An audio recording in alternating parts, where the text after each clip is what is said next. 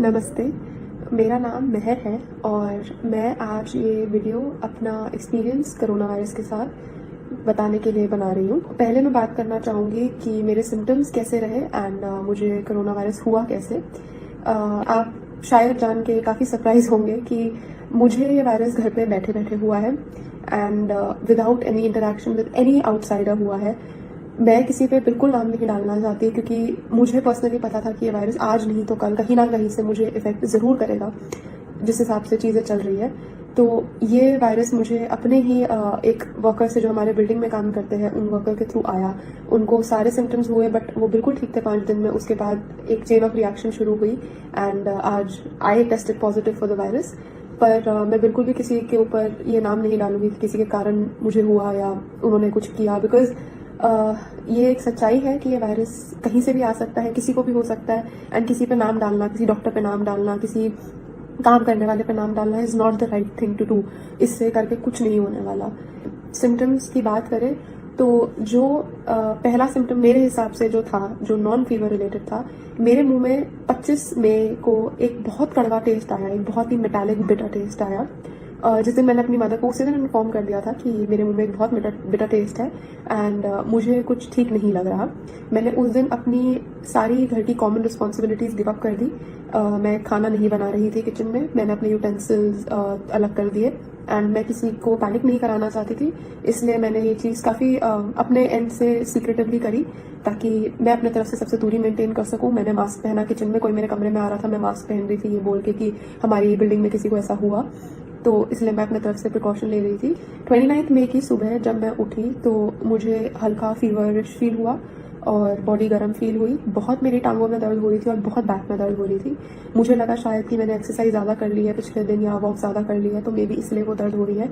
लेकिन वो दर्द उठने के 2-3 घंटे के बाद भी थी काफ़ी ज़्यादा, और वो टेम्परेचर मुझे महसूस हो रहा था कि मेरी बॉडी और भी ज़्यादा गर्म हो रही है। दूसरे दिन ये जब मेरे पास थर्मामीटर आया, सेम सिम्टम्स थे एग्जैक्टली। अभी भी मुझे फीवर था और वो फीवर थर्मामीटर के हिसाब से 101 पे था जब मैंने सुबह देखा, और मेरी बॉडी में बहुत दर्द थी। मेरा दिमाग पूरी तरीके से घुमा हुआ था, अगर मैं इन शब्दों में बोलूँ, क्योंकि अगर मैं सीधा देख रही थी तो मुझे लग रहा है मेरा दिमाग इस तरफ देख रहा था। मैं ये सिम्टम्स समझा नहीं सकती और वो दिमाग पूरी तरीके से घुमा हुआ था। अगर आप मुझे कुछ बोल रहे थे तो मैं उस चीज़ को रजिस्टर नहीं कर पा रही थी उस टाइम पे बिल्कुल भी। फिर डॉक्टर ने मुझे बोला कि आपको टेस्ट कराने की जरूरत नहीं है, सिंस आपको कफ नहीं है, ब्रीदिंग इशू नहीं है, नोज नहीं बह रहा और ऐसा कोई लाइक प्रोमिनेंट नहीं है। तो मैंने उस टाइम पे अग्री किया उनसे एंड उन्होंने मेरे को नॉर्मल पैरासिटामॉल और अजिथ्रोमाइसिन 500 mg लेने को बोली। डे 3 जब मैं उठी सिम्टम्स एग्जैक्टली सेम थे, बुखार 102 था एंड मुझ में इतनी भी हिम्मत नहीं थी कि मैं बाथरूम तक जा सकूं। मेरे को हल्की हल्की सांस चढ़नी महसूस हुई उस दिन और हल्की सी खांसी चालू हो गई एंड बॉडी पेन अभी भी था एंड मेरे को बिल्कुल भी साइकोलॉजिकली पता नहीं क्यों ऐसा लग रहा था कि मेरा दिमाग नहीं चल रहा बिल्कुल भी, और बहुत थकावट हो रही थी एंड मेरी एपेटाइट बिल्कुल ख़त्म हो चुकी थी और कुछ भी खाने को ऐसा लग रहा था कि मैं वॉमिट कर दूंगी। तो इस टाइम तक मैंने अपना वेट डे 1 पे भी लिया था, 58 kgs था एंड अभी डे 3 है वो 55 kgs हो चुका था। तो everything that was happening, every symptom that was happening was just making me feel कि हाँ ये कोरोना वायरस ही है।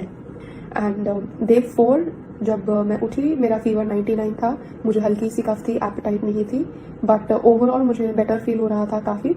और थकावट नॉर्मल जो एक बुखार के रेजिडुअल सिम्टम्स होते हैं मैं कहूँगी, वो मुझे उस टाइम भी हो रहे थे। डे 5 मुझे काफ़ी बेटर फील हुआ, एपेटाइट अभी भी 0 थी बिल्कुल। मैं ज़बरदस्ती फिर भी खा रही थी अपने तरफ से, थोड़ा बहुत जितना भी खाया जा रहा था मैं खा रही थी एंड मैं किचन में डे 5 पे गई थोड़ा सा, बट मैंने मास्क पहना अपने तरफ से, लाइक कम चीज़ें छुई बिल्कुल एंड डिस्टेंस मेंटेन करके रखा क्योंकि मुझे लगा कि बुखार चला गया है। तो मैं थोड़ा सा अपना काम करने के लिए किचन में गई and day 5 I was perfectly feeling better, I thought I was recovering. On day 6 मतलब अभी भी मेरे को ये सब थकावट और पेट में डिस्कम्फर्ट और ये सब चीज़ें महसूस हो रही थी। मैंने अपने फ्रेंड से फ़ोन पे बात करते हुए जब मैं वॉक कर रही थी, मैंने बताया कि जब मैं बात कर रही हूँ मुझे काफ़ी सांस चढ़ रही है एंड मतलब मेरी नॉर्मल कैपेसिटी ऐसी नहीं है कि मैं बात करते करते मुझे सांस चढ़नी शुरू हो जाए। तो मेरे को हर 10-15 मिनट में फ़ोन रख के सांस लेनी पड़ रही थी। उसके बाद जब शाम को मैंने खाना खाया, दिन का खाना मुझे काफ़ी फीका लगा, शाम का खाना मैंने फिर खाया वो फिर फीका लगा। फिर उसके बाद 7वें दिन पे जब मैं सुबह उठी, मेरे को अच्छा फील हो रहा था, काफ़ी लाइक पहले से काफ़ी अच्छा फील हो रहा था। लेकिन 7वें दिन पे मुझे बिल्कुल टेस्ट और स्मेल आना बिल्कुल बंद हो गए। और मैंने उस दिन फिर डॉक्टर को कॉल किया एंड बोला कि प्लीज़ मेरे को टेस्ट कराने दीजिए। उन्होंने मेरे को मना कर दिया कि मैं प्रिस्क्रिप्शन नहीं दे सकता आपको टेस्ट के लिए।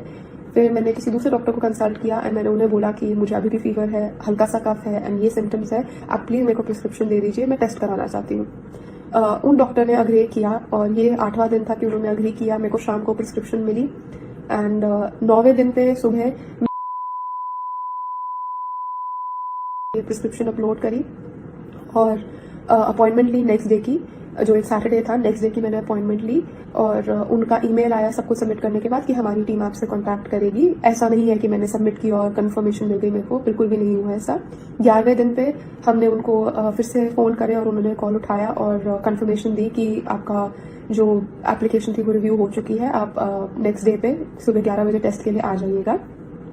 तो 12वें दिन पे 3 दिन एक टेस्ट के लिए कोशिश करते करते 12वें दिन पे मुझे टेस्ट करने का मौका मिला। एनीवे 12वें दिन सुबह 11 बजे मैंने ड्राइव थ्रू टेस्ट बुक किया था। मैं गाड़ी में गई और टेस्टिंग प्रोसेस काफ़ी सिंपल था। उन्होंने मेरा नोज से स्वैब लिया और थ्रोट से स्वैब लिया और बोला कि पेमेंट कर दीजिएगा और आपको अगले 24 से 36 घंटे में आपकी रिपोर्ट मिल जाएगी। उसी रात 11 बजे 12 घंटे बाद एग्जैक्टली मेरे को मैसेज आया कि आपकी रिपोर्ट तैयार है एंड मैंने रिपोर्ट खोली 12वें दिन पे रात को।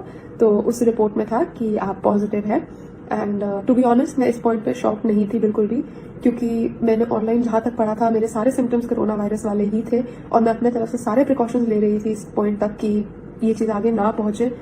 बट आज डे 14 है, टेस्ट होने के 2 दिन बाद। मैं पिछले 5 दिन से कम्प्लीटली रूम के अंदर हूँ। उससे पहले भी रूम के अंदर थी बट कोई मेरा दरवाज़ा खोल रहा था और बात कर रहा था मुझसे, बट वो भी कम्प्लीटली बंद हो चुका है। तो 5 दिन हो गए हैं मेरे को कम्प्लीट आइसोलेशन में एंड डे 14 है। आज के जो मेरे सिम्टम्स हैं, I still have no taste, no smell. मेरी एपेटाइट थोड़ी सी वापस आई है बट अगर मैं कुछ खा रही हूँ अभी भी मेरे को काफ़ी उल्टी जैसा फील होता है और अभी भी काफ़ी थकावट है। बट उसके अलावा मुझे कोई सिम्टम नहीं है और ये डे 14 है। जिस दिन से फीवर चढ़ा था उस दिन से लेके आज डे 14 है।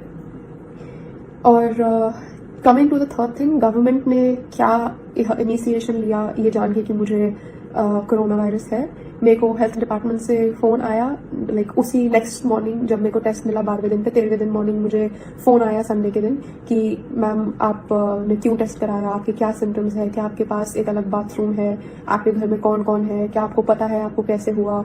एंड मैंने वो सारी इन्फॉर्मेशन उनको प्रोवाइड करी और उनसे पूछा कि मेरे को आगे क्या करना है। उन्होंने बस मुझे बताया कि हम आपको HCQ that is hydroxy chloroquine I think भेजेंगे जो आपने अपनी मदर को देनी है। उन्होंने बस बोला कि गवर्नमेंट ऑफिशियल आएंगे, आपके घर के बाहर सर्कुलर लगाएंगे एंड सैनिटाइजेशन करेंगे, दैट्स अबाउट इट। और अगर आपको कोई भी ज़रूरत है तो प्लीज़ इस हेल्पलाइन पे फ़ोन कीजिएगा एंड हम एम्बुलेंस या जो भी हो सके भेजेंगे।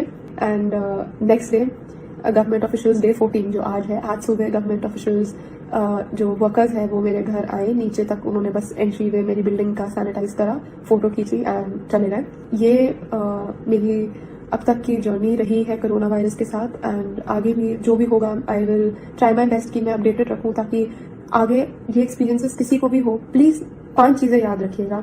नंबर 1, अगर आपको हल्का सा भी अनवेल फील होता है, आपको लगता है कि आपको बुखार खांसी हल्का सा भी लग रहा है ना, अपने आप को अलग कर लीजिए, अपने बर्तन अलग कर लीजिए, अपने रूम में आइसोलेट हो जाइए अगर आपके पास ऑप्शन है, अपना बाथरूम अलग कर लीजिए। मतलब आप उसे कोरोना वायरस की तरह ही ट्रीट कीजिए। मुझे नहीं पता अब कि कितने लोगों की टेस्टिंग हो पाएगी और क्या सिचुएशन रहेगी अब जब केसेस बढ़ेंगे। तो प्लीज़ हल्की सी भी तबीयत खराब को आप कोरोना वायरस की तरह ट्रीट कीजिए और अपने आप को आइसोलेट कर लीजिए कम्प्लीटली। अगर आप यंग है, हेल्दी है तो चांसेस है कि आप रिकवर कर जाएंगे, अपना ध्यान रखेंगे ठीक से तो आप रिकवर कर जाएंगे। तो प्लीज़ अपने आप को आइसोलेट कीजिए। दूसरा, जो चीज़ें आप एक वायरल इन्फेक्शन में रेगुलरली अपना ध्यान रखने के लिए करते हैं वो कीजिए। पानी पीजिए, ठीक से खाना खाइए, अपने सप्लीमेंट्स लीजिए, vitamin B, vitamin C, zinc, vitamin जो आपके B कॉम्प्लेक्स है, जिंक है। और अगर आप अल्कोहल पीते हैं, अभी भी स्मोक कर रहे हैं, मैं आपसे हाथ जोड़ के रिक्वेस्ट करती हूँ, प्लीज़ आपका इम्यून सिस्टम काम नहीं कर पाएगा। प्लीज़ अल्कोहल मत पीजिए, स्मोक मत कीजिए। अगले 15-20 दिन बहुत क्रूशल है हम सबके लिए एंड हमको ये चीज़ नहीं आगे बढ़ानी। नंबर 3, अगर आपके घर में कोई भी हाई रिस्क ग्रुप पे है, प्लीज उनसे डिस्टेंस मेंटेन करके रखिए, उनसे दूर रहिए। ऐसे पागल मत फील कराइएगा किसी को, लेकिन अपने तरफ से हमें नहीं पता कि हमें वो वायरस है या नहीं, क्योंकि 15 दिन तक लग सकते हैं ये दिखाने के लिए कि आपको कोई भी सिम्टम है। तो प्लीज अपने फैमिली वालों से डिस्टेंस मेंटेन करके रखिए। चौथा, अपने तरफ से हाइजीन की सारी प्रिकॉशंस लीजिए। अपने बर्तन हो सके तो अलग ही रखिए अपने फैमिली में, ताकि क्रॉस कंटामिनेशन के चांसेस वैसे ही बहुत कम हो जाएंगे। और कोई भी ग्लास, खाना वगैरह शेयर मत कीजिए फिलहाल। एंड पांचवा, प्लीज अपना एटीट्यूड इस चीज के टूवर्ड्स इजी गोइंग तो बिल्कुल भी ना रखिए, लेकिन पैनिक ना करें, अवेयरनेस क्रिएट करें। अगर आपको हॉस्पिटल जाने की जरूरत नहीं है, प्लीज अपने घर पे रहिए, कमरे में रहिए, अपने डॉक्टर से कंसल्ट कीजिए। आपको रेगुलर दवाइयाँ जो वो बोलेंगे प्लीज कंज्यूम कीजिए। एंड आप अपना ध्यान जितना रख सकते हैं रखिए। एंड आई होप कि आपको जो भी ये वीडियो देख रहा है, I hope you don't have to go through this, आपको इस चीज़ के थ्रू ना निकलना पड़े। लेकिन अगर आप निकल रहे हैं, प्लीज़ याद रखिए आप अकेले नहीं हैं।